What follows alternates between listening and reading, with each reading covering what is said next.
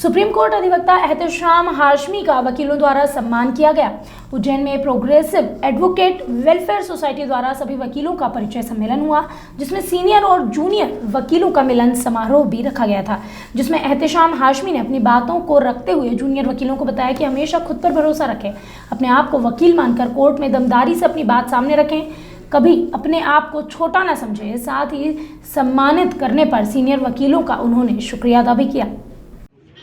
आपको बताऊं कि जब त्रिपुरा में वायलेंस शुरू हुआ, कम्युनल वायलेंस शुरू हुआ, उस टाइम मैं दिल्ली में था और 11:30 बजे करीब न्यूज कहीं कहीं से आ रही थी, लेकिन ज्यादा न्यूज नहीं आ पा रही थी कि ये क्या हो रहा है। तो मैं अपने साथ 5 लॉयर्स की टीम लेके, जिसमें मुस्लिम नॉन मुस्लिम सारे लोग थे, त्रिपुरा में जब जाके हमने देखा तो वहां पे मतलब हालत बहुत ही ज्यादा बेकाबू हो चुके और मस्जिदों को खुलेआम जलाया जा रहा था, कुरान शरीफ जलाए जा रहे थे। तो वहां से हमने फोन से लाइव रिपोर्टिंग करना शुरू करी, क्योंकि जर्नलिस्ट तो वहां जा नहीं पा रहे थे।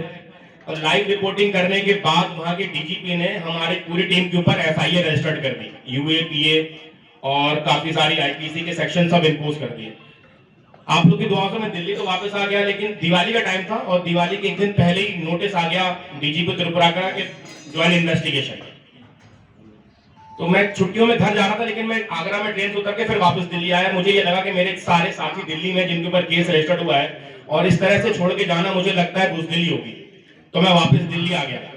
और एक दिन पूरा मैं घर पे बैठा रहा, मैं ये सोचता रहा कि यार इतना बड़ा ये केस रजिस्टर्ड हो गया है, कितना भी बड़ा वकील हो, लेकिन अगर एक रोड पे ट्रैफिक कांस्टेबल भी रोकता है तो वकील सोचता है इससे मैं बात क्या करूंगा, चाहे वो कितना भी बड़ा वकील हो। लेकिन वो जो सोचता है अपने दिमाग में कि ट्रैफिक कांस्टेबल ने मुझे रोक लिया सड़क पे, उससे मैं बात क्या करूंगा, भले ही वो मतलब उसको ट्रैफिक कांस्टेबल की हिम्मत ना पड़े, करे सीनियर वकील साहब बैठे हैं, जी सर जाइए आप, लेकिन वकील ये सोचता है कि अब मैं जवाब क्या दूंगा। तो वही मैंने सोचा कि इतना बड़ा केस रजिस्टर्ड हो गया है, वो भी त्रिपुरा पुलिस ने किया है जहाँ पे बीजेपी की सरकार है, तो हम लोग कैसे इसको लड़ेंगे, क्या करेंगे।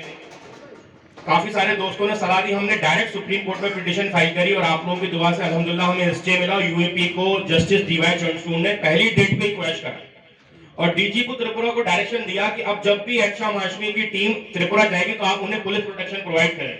मतलब इतना अनोखा, इतना अच्छा ऑर्डर शायद मैंने अपने 16 साल के करियर में नहीं देखा था। और जहां तक बात है जूनियर लॉयर्स को टिप्स देने की, तो जूनियर्स तो काफी कम नजर आ रहे हैं यहाँ पे, लेकिन फिर भी मुझे मौका मिला है तो मैं बताना चाहूंगा कि सबसे इंपॉर्टेंट इस प्रोफेशन में आपकी कम्युनिकेशन स्किल ज्यादा इंपॉर्टेंट है।